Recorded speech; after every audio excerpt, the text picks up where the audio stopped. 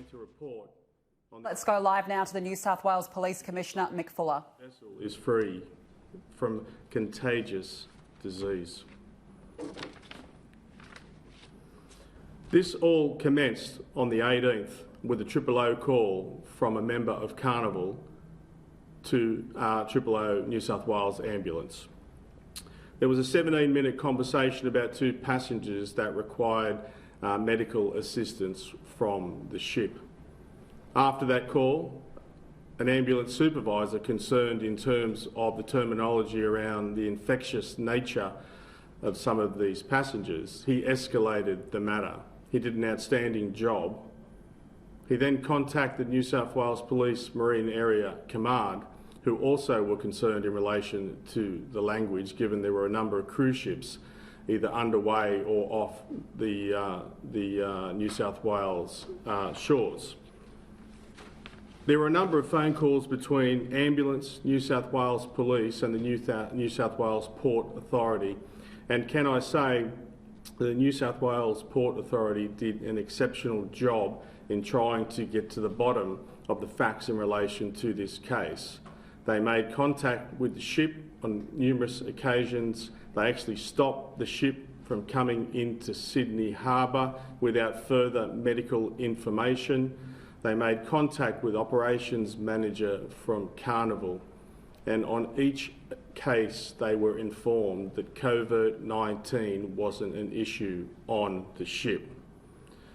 So from my perspective, there are many unanswered questions, and I certainly can't answer those for you today, but the records on the ship between the captain and the captain's doctor, there are thousands of witnesses out there who were passengers on the ship who will have crucial information in relation to their health coming off the ship.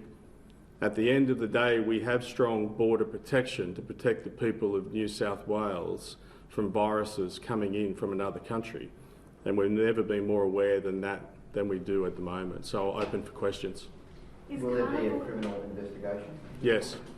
Detective Chief Inspector Jason Dickinson from the Homicide Squad will.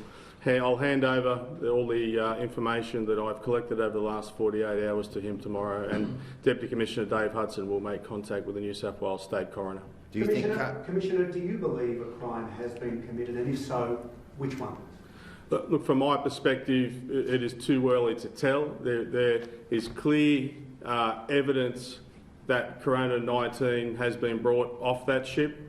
There's clear evidence now that when it stopped in New Zealand, that Corona-19 has come off that ship, and that we know that at least 10 people have died in Australia from COVID-19.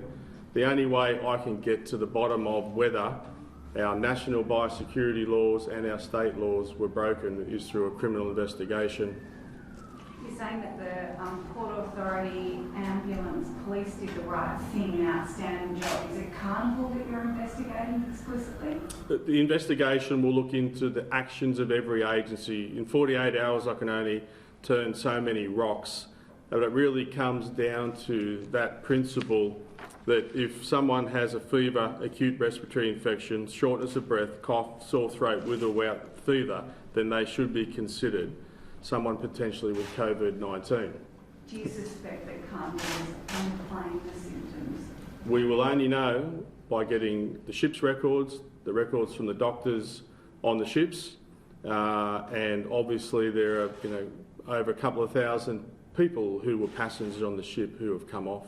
So you say that there were no, that on each case when the port spoke to Carnival, they said there's no suspected cases on board, and clearly there were, or there would have been. We had somebody taken off in a stretcher and she was one of the first to die. So clearly, are you saying that on the face of it, it seems that Carnival wasn't really telling the truth?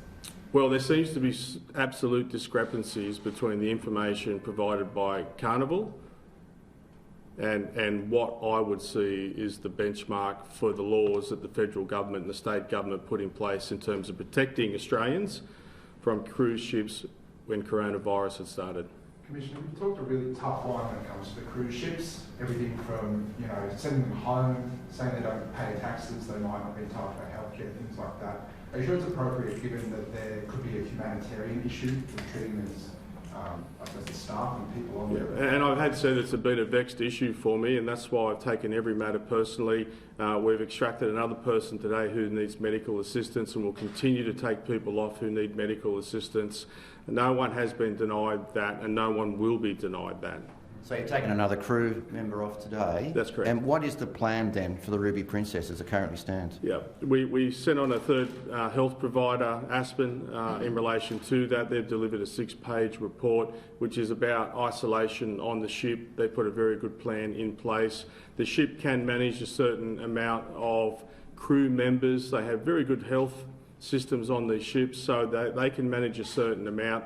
And I've given an undertaking that once they reach the peak of that amount, we will continue to take people off and treat them properly. So it will be, in effect, a hospital ship, is that right? And that essentially, each time their resources are too stretched, you'll be taking people off? Absolutely. Do you know how many staff members are showing symptoms of coronavirus on board? And obviously that fluctuates with someone feeling better and then someone coming on, but it's around the high hundreds, so nearly up to around 200.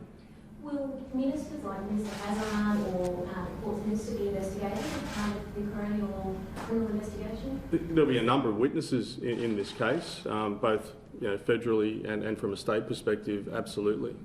So ministers will be interviewed? We'll certainly be asking questions. Just like to be sure, from a minister's perspective, you're not a decision maker. My minister's not a decision maker in terms of operational decisions. So, in terms of asking the minister the philosophies behind health's response, that's okay. But he's not operationally, like my minister's not operationally engaged in making those 24/7 decisions. What information do you have around the process you're talking about of potentially taking crew members, infected crew members off the ship? What information do you have around our capacity to deal with that? So I'm at the State Operations Centre. Daily I'm sharing information with Dr Kerry Chant and Health in relation to our health capacity. So we're balancing that to ensure at the same time we're increasing our ICU ventilated health capacity every day. We're getting more ventilators, more ICU beds online. With the private health system coming on board, we're in a very good position.